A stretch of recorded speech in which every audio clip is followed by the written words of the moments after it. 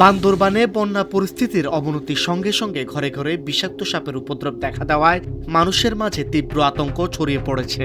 একদিকে পানিবন্দী দশা ও সাপের ভয়, অন্যদিকে এখন পর্যন্ত কোনো ত্রাণ সহায়তা না মেলায় ক্ষোভ প্রকাশ করেছেন স্থানীয় ভুক্তভোগীরা।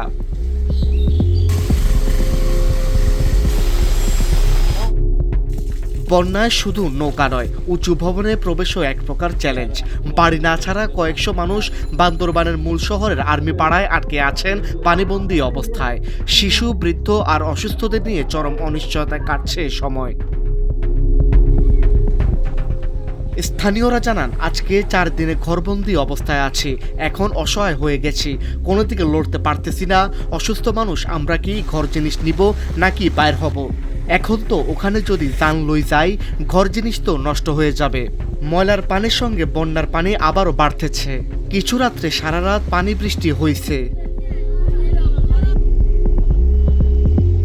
এদিকে একটানা 5 দিন পর সাঙ্গু ও মাতামুহুরী নদীর পানি কমায় বন্যা পরিস্থিতির কিছুটা উন্নতি হতে শুরু করেছে।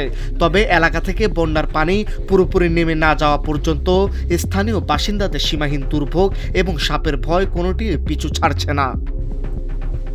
মিথুন মজুমদার, আজকের পত্রিকা।